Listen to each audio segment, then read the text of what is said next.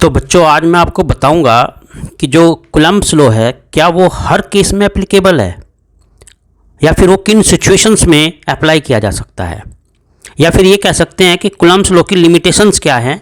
आज हम लोग उसके बारे में डिस्कस करेंगे डिटेल से। तो देखो, पहली बात तो ये जान लो कि कूलम्ब्स लॉ हर केस में एप्लीकेबल नहीं होता। कूलम्ब्स लॉ की अपनी लिमिटेशंस होती हैं, ये हर केस पर अप्लाई आप नहीं कर सकते। तो बड़े ध्यान से इसको समझो। तो पहली लिमिटेशंस क्या है, देखो कि जो कूलम्ब्स लॉ है वो ऐसे चार्जेस पर एप्लीकेबल हो सकता है जो माइक्रो चार्जेस होते हैं, यानी जो पॉइंट चार्जेस होते हैं। ये बड़े चार्जेस पर एप्लीकेबल नहीं होता। अब इसका रीज़न क्या है कि बड़े चार्जेस पर एप्लीकेबल नहीं है? क्योंकि अगर बड़े चार्जेज होंगे तो बड़े चार्जेस में इलेक्ट्रिकल इंडक्शन होगा, जिसकी वजह से चार्ज इंड्यूस्ड होंगे, और चार्ज इंड्यूस्ड होंगे तो जो इलेक्ट्रिक फोर्स आप निकालना चाह रहे थे बिटवीन टू चार्जेस वो एक्यूरेट नहीं आएगा, क्योंकि उस पर इलेक्ट्रिकल इंडक्शन से जो चार्जेज आए, ठीक है, उस फिनोमिना का भी इफेक्ट आ जाएगा। तो इसलिए पहली बात कि भाई ये पॉइंट चार्ज पर ही एप्लीकेबल होगा। दूसरी बात, चार्जेज के बीच की जो डिस्टेंस है वो 10⁻⁻15 मीटर से कम नहीं होनी चाहिए, अर्थात 1 फर्मी से कम नहीं होनी चाहिए। क्योंकि अगर 1 फर्मी से कम होगी ना तो उस केस में जो न्यूक्लियर फोर्स है वो डोमिनेंट हो जाएगा, और न्यूक्लियर फोर्स जो है स्ट्रॉन्गेस्ट फोर्स होता है।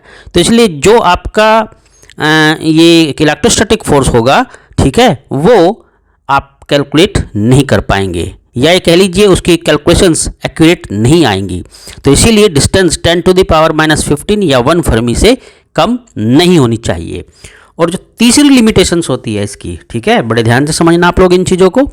जो तीसरी लिमिटेशंस है वो ये है कि जो 2 चार्ज पार्टिकल है वो रेस्ट में होने चाहिए, या कम से कम एक चार्ज तो रेस्ट में होना ही चाहिए। मीन्स इधर both charges should be in rest और at least 1 charge should be in rest. So if 1 charge will be in rest, then the electromagnetic force अर्थात जो मैग्नेटिक फोर्स प्रोड्यूस होता है by the motion of charge particle, वो force काम नहीं करेगा और आप इलेक्ट्रोस्टैटिक फोर्स कैलकुलेट कर सकते हैं। लेकिन अगर दोनों चार्जेज मोशन में होंगे तो मैग्नेटिक फोर्स भी वहाँ एग्जिस्ट करेगा, जिसकी वजह से आप इलेक्ट्रोस्टैटिक फोर्स नहीं निकाल पाएंगे, क्योंकि कूलम्ब्स लॉ जो एप्लीकेबल है वो एप्लीकेबल है केवल electrostatic force between two charges. तो इस तरीके से ये 3 लिमिटेशंस जो हैं इसकी होती हैं। तो उम्मीद करता हूँ आपको समझ में आ गई होंगी अच्छे से। कोई डाउट हो तो कमेंट करके मुझे ज़रूर बताना, और चैनल को सब्सक्राइब नहीं किया तो सब्सक्राइब कर लेना और लाइक करना। आपका दिन शुभ हो।